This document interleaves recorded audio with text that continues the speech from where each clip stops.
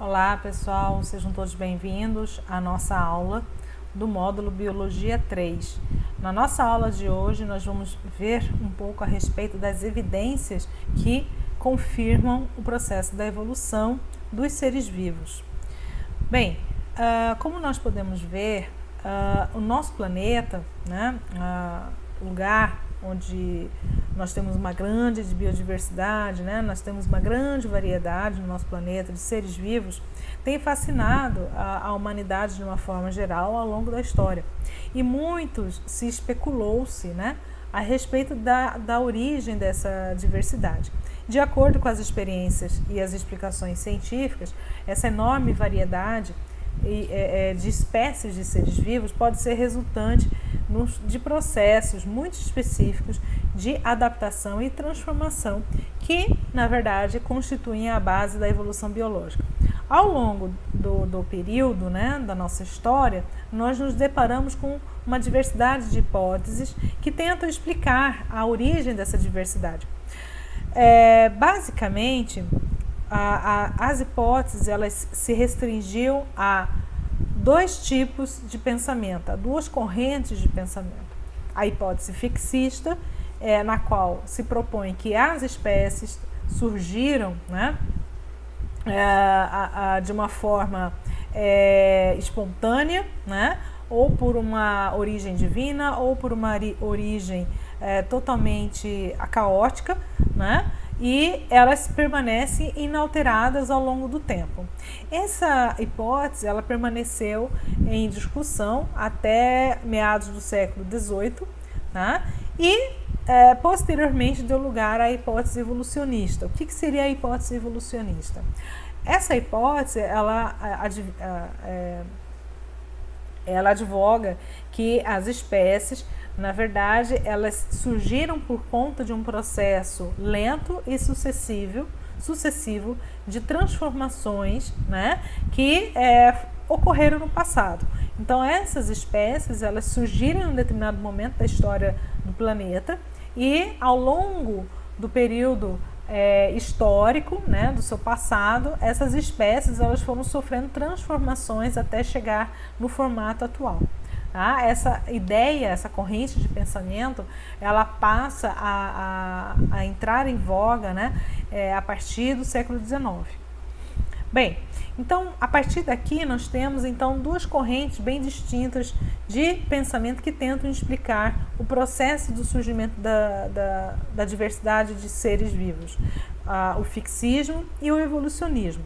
Então, resumidamente, os fixistas, eles argumentam que as espécies surgem em um determinado período de tempo, mas permanecem inalteradas, Elas, da mesma forma como elas surgiram, na história planetária, elas não sofreram qualquer tipo de transformação ao longo do tempo, ou seja, elas são as mesmas desde que surgiram, ao contrário das espécies, ao contrário da corrente de pensamento evolucionista que diz que as espécies, na verdade, acabam acumulando alterações morfológicas ao longo do tempo, a ponto de que as espécies atuais não são parecidas com as espécies que existiam no passado geológico da Terra, Então, basicamente, o fixismo ele é uma doutrina, era uma doutrina ou uma teoria filosófica que foi bem aceita até o século XVIII e propunha que todas as espécies, ou por um poder divino ou por um processo caótico, elas foram criadas tal como elas são e permaneceram inalteradas ao longo do tempo. Nós temos aqui dentro das teorias fixistas, as que existiam, que tentavam explicar, dentro dessa corrente de pensamento, nós temos a proposta criacionista, na qual diz que Deus, ou um ser com um poder divino, foi o criador de todas as espécies. A segunda proposta é de que essas espécies, na verdade, surgiram de forma espontânea, e é chamado de espontaneísmo.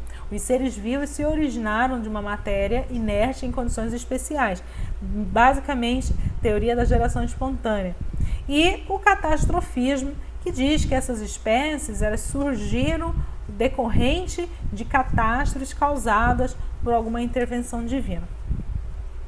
Já a partir do século XVI ao século XVIII, a gente já começa a ter o surgimento de novas ferramentas, de novas áreas científicas, como, por exemplo, a arqueologia, a paleontologia, que já começa a propiciar uma transformação, tá? Nessas correntes de pensamento. À medida que novos fatos que deram um embasamento, uma ideia de que, na verdade, as espécies elas não eram fixas ao longo do tempo e sim sofriam transformações, vai transformando, né, vai dando lugar a, saindo de uma ideia fixista, tá, e dando lugar a correntes de pensamento que já admitem que, na verdade, as espécies elas sofrem modificações, ou seja, elas evoluem ao longo do tempo. Uma delas, né, que foi fundamental, foi a descoberta dos fósseis. Né? A partir do momento que você começa a ter evidências de restos de seres vivos, né, tanto plantas quanto animais, totalmente diferentes das espécies que existem na época atual, começa-se a questionar como é que essas espécies eram no passado e por que elas são diferentes das espécies atuais.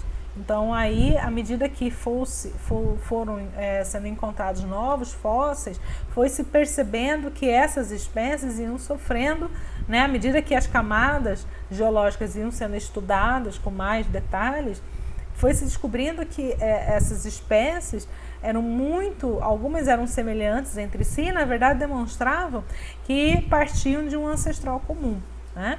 Além disso, também dos trabalhos que contribuíram significativamente para o advento e a confirmação das ideias evolucionistas foi o trabalho de Linneu.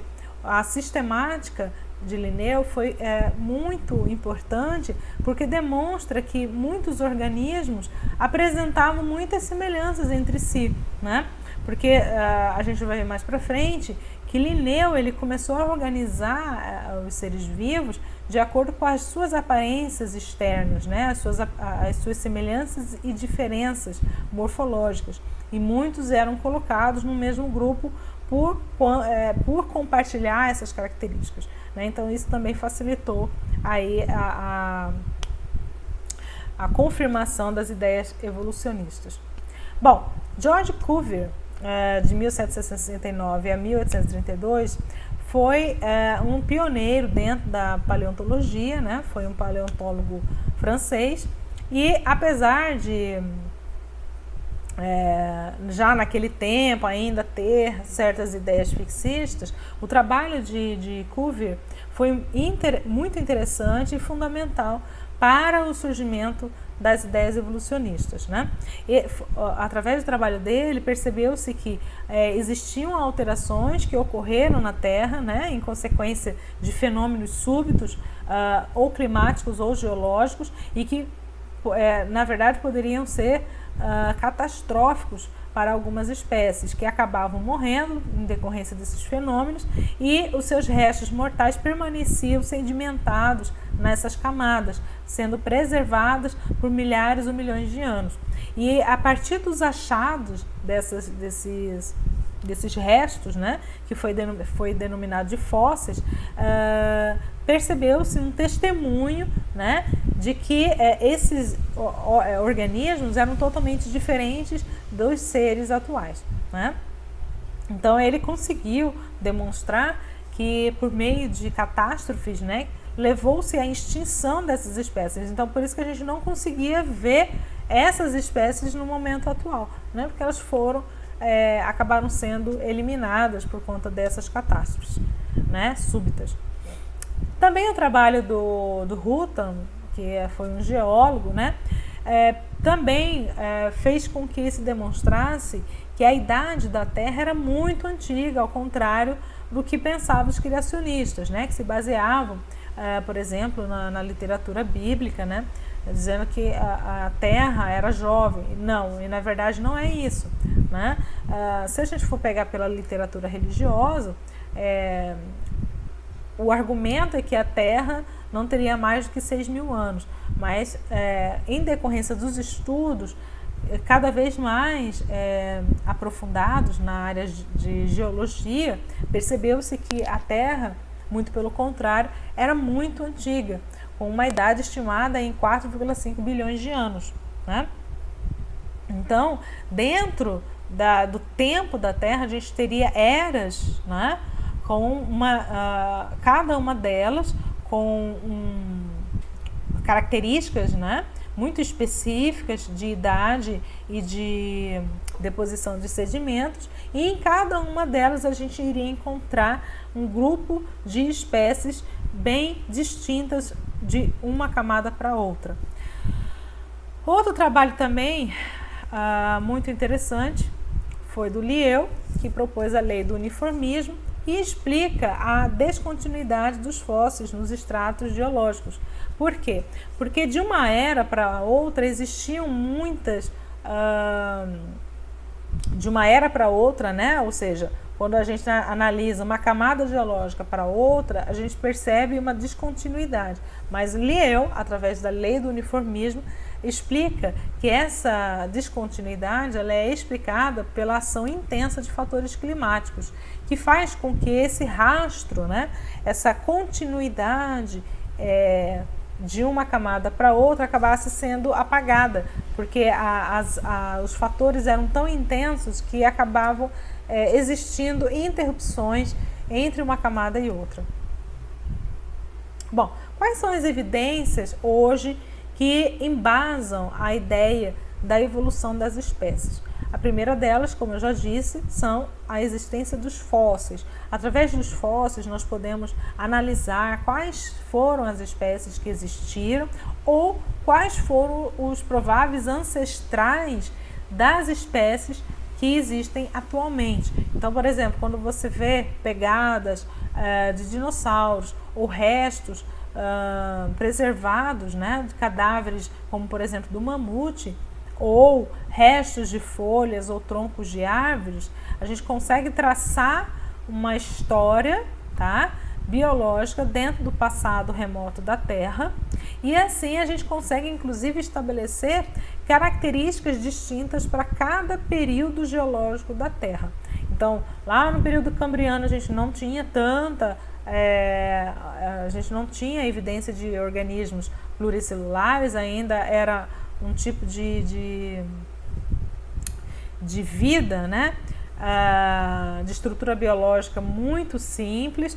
Aí, à medida que o tempo vai passando e as eras vão se seguindo, a gente vai vendo uma mudança gradual nos tipos de seres e as suas características. Os órgãos vão se transformando, né? E aí a gente tem a predominância de certos grupos, o surgimento das plantas terrestres, o surgimento dos vertebrados e assim por diante, até a gente chegar na configuração atual que nós conhecemos. Além disso, o estudo dos sedimentos, né, e da deposição desses sedimentos de uma forma característica ajuda muito a entender como é que se deu, né, o processo da fossilização. Então, quando a gente olha, por exemplo, algumas rochas, a gente inclusive consegue ver essas deposições graduais. Então, quando a gente olha, por exemplo, essa montanha aqui, cada uma dessas listras horizontais corresponde a um determinado período geológico da Terra, tá? Que pode ter 1000 a milhares ou milhões de anos, tá? Onde se encontra o fóssil mais antigo do mundo? Olha que interessante. Aqui na nossa região, no Pantanal, mais precisamente na orla da nossa cidade, Corumbá, né, nós temos registros fósseis de um tipo de estrutura biológica considerada a mais antiga do mundo, é a chamada Corumbella verneri.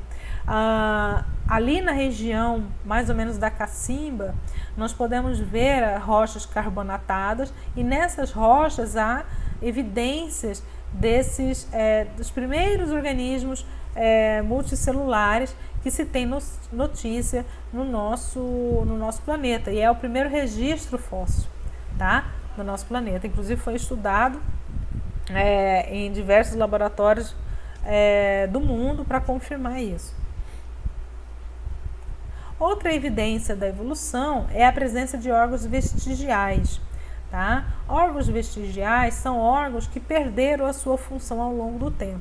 Um exemplo é o nosso apêndice, né? Muitas pessoas já passaram mal por conta do apêndice supurado, né? Que acaba estourando, provocando infecção generalizada quando não é tratado a tempo. Esse apêndice ele não tem função nenhuma no nosso organismo. Porém, nos organismos herbívoros, como por exemplo o coelho, esse apêndice ele faz parte da porção do intestino, tá? Do intestino delgado, é a porção final do cesto, e no coelho e demais herbívoros, eles na verdade é uma área de colônia de certas bactérias que tem a função de degradar a celulose. Como nós não somos estritamente herbívoros, esse apêndice, né, ele perdeu a função no homem. Mas esses órgãos vestigiais, isso é só um exemplo, né, existem outros órgãos vestigiais, demonstra aí um elo, né, uma ligação parental, um parentesco entre as espécies de herbívoros e o homem. Ok? Então isso é muito interessante também para traçar o processo de evolução entre grupos aparentados. Um outro exemplo é quando você analisa as espécies por meio de anatomia comparada. Por exemplo, muitos mamíferos, os mamíferos eles são aparentados, mesmo eles vivendo em ambientes diferentes, eles são aparentados porque a sua estrutura óssea, principalmente dos seus membros superior e inferior, ou seja, braços e pernas e mãos, né, ou cascos, enfim, eles compartilham a mesma estrutura óssea. Então, quando eu analiso, por exemplo, a asa de um morcego, o braço de um homem, a perna de um cavalo ou a nadadeira de uma baleia, apesar de que eles vivem em ambientes diferentes e a morfologia, a anatomia externa é diferente, porque cada uma delas é adaptada a uma condição ambiental, todos eles são aparentados porque eles advêm de um mesmo ancestral. E isso é evidente por eles compartilharem a mesma origem óssea. Não confundir, gente, com algumas estruturas que também são semelhantes e que nós encontramos em alguns animais que vivem em um mesmo ambiente, tá? Isso também é encontrado em plantas que não têm relação de parentesco, mas vivem no mesmo ambiente e elas vão apresentar estruturas parecidas, tá? Aí a gente diz que, na verdade, eles possuem órgãos análogos e não homólogos, tá? Aqueles que apresentam estruturas de mesma origem, mas com funções diferentes, são chamados de órgãos homólogos. Aqueles que possuem origens diferentes, mas com uma estrutura que desempenha a mesma função, são chamados de órgãos análogos. Então, por exemplo, esses organismos, eles têm essas estruturas diferentes porque eles, na verdade, possuem parentesco porque eles advêm do mesmo ancestral comum, tá? Mas por irradiação adaptativa, ou seja, esses organismos eles acabaram colonizando outros ambientes e sofrendo pressões seletivas diferentes, eles acabaram desenvolvendo uma estrutura e uma morfologia anatômica diferente, adaptada ao ambiente a qual eles estão inseridos, tá? Aí no caso a gente diz que eles possuem órgãos homólogos, tá? Órgãos homólogos, lembrando, são aquelas estruturas que podem ou não ter a mesma função, mas possuem a mesma origem. Já a convergência adaptativa é o caso que eu acabei de falar para vocês, né, anteriormente, é o caso de alguns organismos, animais ou plantas, que possuem uma morfologia, anatomia muito semelhante, mas esses órgãos têm origens embriológicas diferentes, tá? É o caso, por exemplo, do golfinho, do tubarão e do ictiossauro. Um é um mamífero, outro é um réptil fóssil e o terceiro trata-se de um peixe. Todos eles têm nadadeiras, todos eles têm barbatanas, têm uma estrutura corporal muito semelhante, adaptada à hidrodinâmica, né, a coluna d'água, para ganhar velocidade e conseguir se locomover de forma eficiente dentro da água, tá? Porém, os órgãos, cada um deles é diferente, é uma estrutura de origem diferente, tá? Desempenha a mesma função, mas a origem é diferente. Por que que isso ocorre? Porque por mais que eles tenham origens diferentes, tá? Por mais que eles sejam espécies originadas de ambientes diferentes, eles acabam sendo direcionados para um ambiente comum, que a gente vai chamar aqui de ambiente X, e nesse ambiente X você vai ter a mesma pressão seletiva atuando em todos. E com o tempo, esses organismos, essas espécies vão sofrendo adaptações, né, progressivas até se tornarem muito semelhantes entre si. Um fato interessante, por exemplo, de convergência adaptativa é o caso das espécies Corallus battesi, que é um boide, e a Morelia viridis, que é um fíton, né,